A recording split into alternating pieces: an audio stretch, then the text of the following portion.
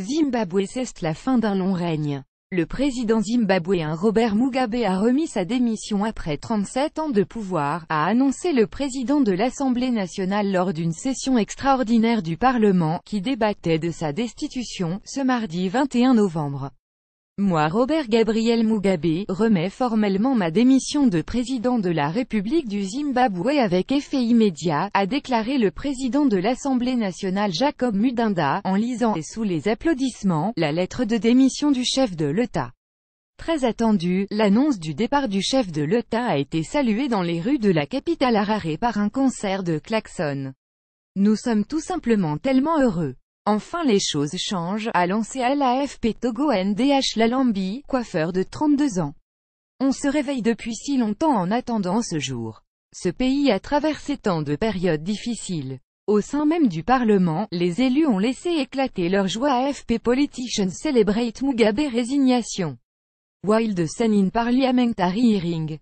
pic.twitter.com VDKSSH9D8, Martin Gessler @MMGessler 21 novembre 2017. Scène de liesse à Harare, Zimbabwe, président Robert Mugabe vient de remettre sa lettre de démission. pic.twitter.com si ainsi que /, Alexandra Branjon @AlexRfi 21 novembre 2017 ANN7 Zimbabwe Mugabe. Best ANN7 faut pas ever. pic.twitter.com Kmouzir Bemu, Mark Cooper @Markatmiguer 21 novembre 2017 minutes after finding out their dictator Robert Mugabe resigned, Zimbabwe citizens took to the streets in celebration. Here's a clip of citizens cheering and singing in front of Zimbabwe Parliament.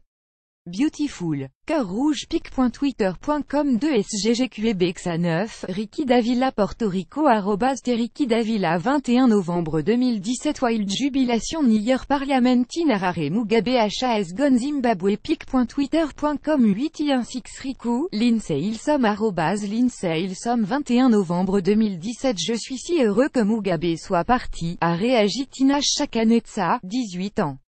37 ans de dictature, c'est pas rien. Maintenant je rêve d'un nouveau Zimbabwe dirigé par le peuple et non une seule personne. J'ai hâte de trouver un boulot une fois que l'économie sera remise sur pied.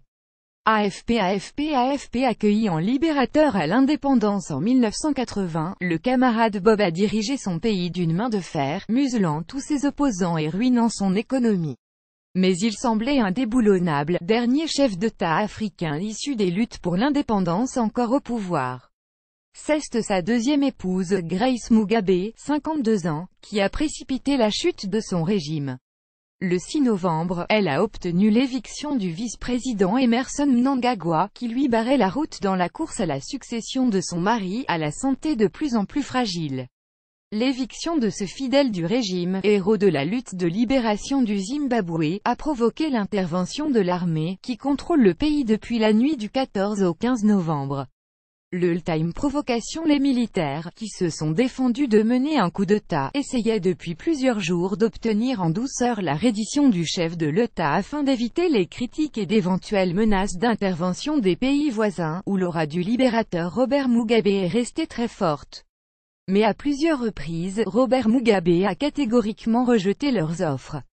Dimanche soir, il s'est même permis un ultime bras d'honneur en refusant d'annoncer à la télévision nationale le départ que tout le monde attendait. La direction de la ZANU-PF, son propre parti, l'avait pourtant spectaculairement démis de ses fonctions de président dimanche, avait exclu de ses rangs la première dame et avait menacé de le destituer s'il refusait de se démettre. Faute de signe de sa part, elle a lancé ce mardi au Parlement une procédure de destitution, du jamais vue dans l'histoire du pays. Mugabe a autorisé sa femme à abuser des ressources de l'État, a insulté et humilié le vice-président de ce pays, l'honorable Emmerson Mnangagwa et a menacé de tuer le vice-président Mnangagwa, l'a accusé son parti dans sa motion de destitution. Le débat avait à peine commencé au Parlement, lorsque le président de l'Assemblée a lu la lettre de démission de Robert Mugabe.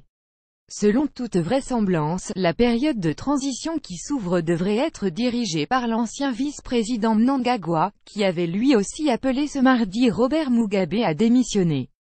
Lire aussi Robert Mugabe a fini par démissionner. Mugabe porte des costumes à son effigie. C'est ce qui arrive après 37 ans de pouvoir avec Robert Mugabe, qui sont les plus vieux chefs d'État de la planète. Pour suivre les dernières actualités en direct sur le HuffPost, cliquez ici. Tous les matins, recevez gratuitement la newsletter du HuffPost. Retrouvez-nous sur notre page Facebook. À voir également sur le HuffPost Plus Afrique des Mission International. Robert Mugabe Zimbabwe. Envoyez une correction.